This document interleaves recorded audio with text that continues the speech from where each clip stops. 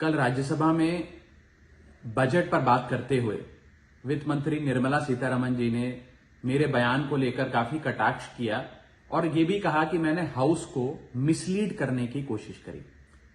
मैंने जब उनके सवालों पर जवाब देने के लिए अनुमति मांगी तो मुझे इजाजत नहीं दी गई। इसीलिए मैंने सोचा कि इस वीडियो के माध्यम से सीधा वित्त मंत्री जी से बात करूं और दूध का दूध पानी का पानी करने का प्रयास करूं।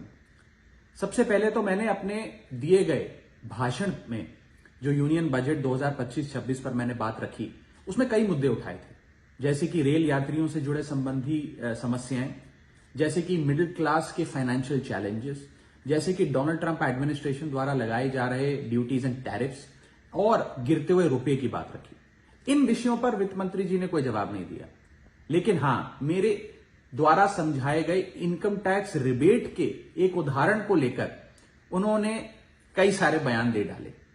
सबसे पहले तो मैं ये बताना चाहूंगा कि मैंने जो बात कही थी मैं आज भी उस पर पूरी तरीके से कायम हूं। ये 12 लाख रुपए की जो टैक्स रियायत दी जा रही है सरकार द्वारा, ये ना ही टैक्स एग्जेम्पशन है, ना ही टैक्स डिडक्शन है, सिर्फ और सिर्फ टैक्स रिबेट है। यानी कि 12 लाख रुपए से ऊपर अगर आप आमदनी कमाते हैं एक वित्तीय वर्ष में, तो आपको अपनी पूरी आमदनी पर इनकम टैक्स भरना पड़ेगा।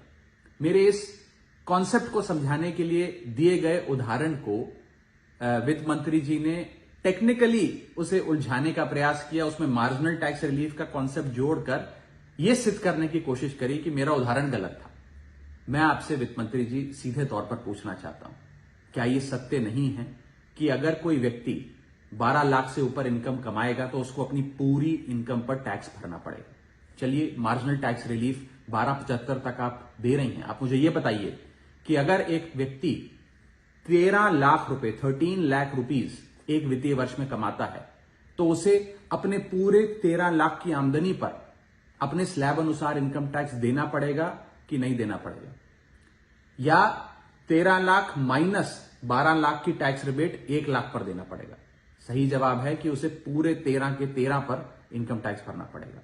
मान लीजिए कोई शख्स 12,76,000 रुपए कमाता है साल का, तो उसे पूरे 12,76,000 पे इनकम टैक्स भरना पड़ेगा, ना कि मात्र 76,000 रुपए जो उसने 12 लाख रुपए के ऊपर कमाया।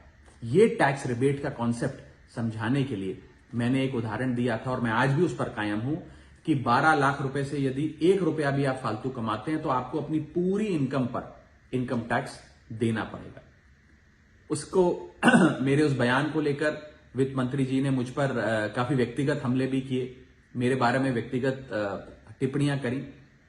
मैं बस इतना ही कहना चाहता हूं कि मेरे मन में माननीय वित्त मंत्री जी के लिए बहुत आदर और सत्कार है। वो अनुभव में, ओहदे में, उम्र में मुझसे बहुत बड़ी हैं। मेरा बस इतना ही कहना है कि आगे से मुझे उम्मीद है कि वित्त मंत्री जी इस प्रकार के व्यक्तिगत बयानों से बचेंगी और सिंपल टैक्स कॉन्सेप्ट्स लाने के लिए जो उदाहरण दिए गए हैं उनको टेक्निकली तोड़ मरोड़ के जनता के सामने प्रस्तुत करने का प्रयास नहीं करेंगी।